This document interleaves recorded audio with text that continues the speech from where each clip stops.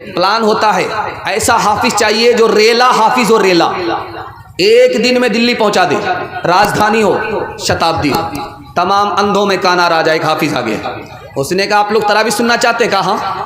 کہا کتنے دن میں سننا چاہتے ہیں؟ کہا آپ کتنے دن میں سنا سکتے؟ کہا ایک دن میں آپ ہمارے پیچھے آنکھ بند کیجئے، ہم آپ کو سیدھا دلی پہنچا دیں۔ بولا نہیں بہت بھاری ہو جائے گا، 3 دن میں ختم کیجئے۔ پہلا دن آیا 10 پارے ہو گئے، دوسرا دن آیا 20 پارے ہو گئے، تیسرا دن آیا تو اعلان کیا مبارک ہو تراویح ختم۔ ایک آدمی پیچھے تراویح سن رہا تھا، اس کو سورہ یاسین یاد تھی۔ اس نے کہا پورا قرآن پڑھ دیا، سورہ یاسین نہیں آئی، ضرور گھوٹالہ کیا، یعلمون تعلمون کر کے دلی پہنچایا۔ کہا حافظ صاحب برا مت مانیے گا، آپ لگتا ہے گھوٹالہ کیے ہیں، آپ نے یعلمون تعلمون کر کے قرآن ختم کیا ہے، سورہ یاسین تو نہیں آئی۔ تو یہ سمجھ گیا میری چوری پکڑی گئی، اب یہ نکلنے کا راستہ تلاش کر رہا ہے۔ یہ کہتا آپ نے بالکل صحیح کہا، میں نے جان بوجھ کر کے چھوڑ دیا تھا۔ سورہ یاسین زندہ پر نہیں پڑھی جاتی ہے، مردہ پر پڑھی جاتی ہے۔ اگر میں کھڑے کھڑے پڑھ دیتا، آپ لوگ کھڑے کھڑے ہوتے تو سب لوگ گھلٹ جاتے، سب کا جنازہ اٹھ جاتا، اس لیے چھوڑ دیا تھا۔ مسلمانوں سنبھل جاؤ، سنبھل جانے کا وقت آیا، بہت سوئے ہو تم اب ہوش میں آنے کا وقت آیا، بہت سوئے ہو تم اب ہوش میں آنے کا وقت آیا، جلا ڈالی تھی تم نے کشتیاں اندلس کے ساحل پر، مسلمان پھر تیری تاریخ دہرانے کا وقت آیا، جہاں سے 300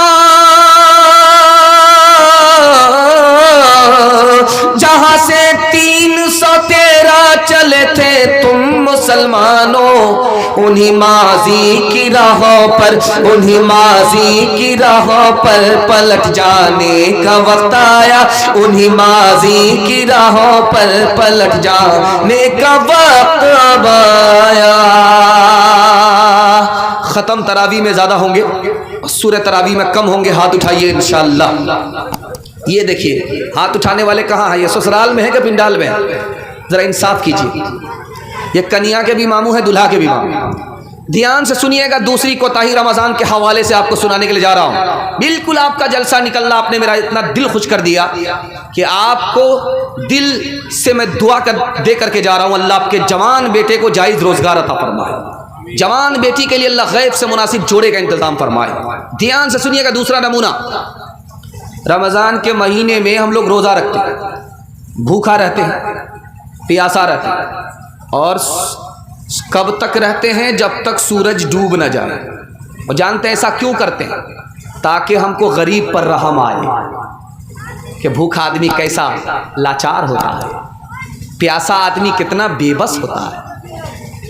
ہم نے روزہ رکھا، صبح سے لے کر کے شام تک بھوکے رہے، پیاسے رہے، اور غریبوں پر ہمیں رحم نہیں آیا، ہمارا روزہ بے اثر ہو گیا۔ اور جانتے ہیں ہم فطرہ کب نکالتے ہیں؟ سیدھے عید کے چاند میں فطرہ نکالتے ہیں۔ اگر غریبوں پر رحم آتا تو آپ پہلے فطرہ نکالتے، اور فطرہ میں آپ کیا دے رہے ہیں؟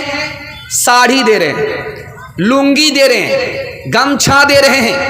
اگر آپ غریبوں پر رحم کھاتے تو آپ کو پیسہ دینا تھا، پیسہ دیتے، پیسہ میں 50 ضرورت پوری ہو جاتی ہے، لنگی سے دوائی کا مسئلہ حل نہیں ہوتا، گمچھا سے بھوک اور پیاس کا مسئلہ حل نہیں ہوتا۔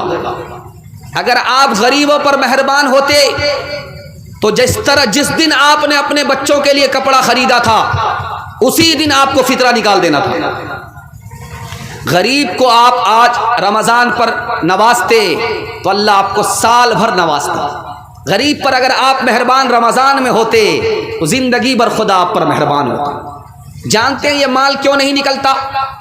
غریبوں کے لیے، بچوں کے لیے ہم ہر فرمائش پوری کرنے کے لیے تیار ہیں، لیکن غریبوں کے لیے پیسہ کیوں نہیں نکلتا؟ جانتے ہیں اس کی وجہ یہ ہے، ہم کو پیسے سے محبت ہے، اولاد سے محبت ہے، بیوی بال بچے سے محبت ہے، اور ہم کنجر اور کنجوس اور مکھی چوس ہو چکے۔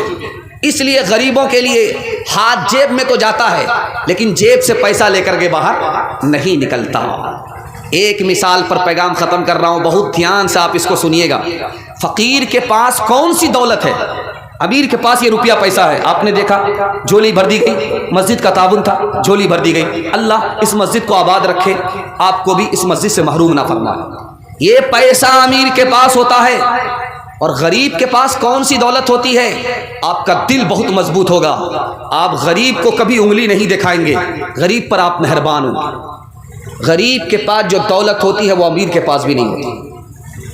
اللہ تعالیٰ جب غریب کو بلائے گا قیامت میں تو بولے گا میں تم کو جنت میں بھیج رہا ہوں، لیکن ایک سوال کا جواب دو، دنیا میں جب تم بھوکے تھے تو کھانا کون کھلاتا تھا؟ دنیا میں جب تمہارے پاس کپڑا نہیں تھا تو کون پہناتا تھا؟ وہ غریب بولے گا ایک مالدار تھا، میرا پڑوسی تھا، میرا بھائی تھا، مجھے بھوکا نہیں رکھتا تھا، کھانا کھلا دیتا تھا، مجھے ننگا نہیں رکھتا تھا، کپڑا پہنا دیتا تھا۔ تو اللہ فرمائے گا وہ غریب میں تم کو جنت بھیج رہا ہوں، اکیلے مت جاؤ، اس امیر کو بھی ساتھ میں لے کر کے جنت میں جاؤ۔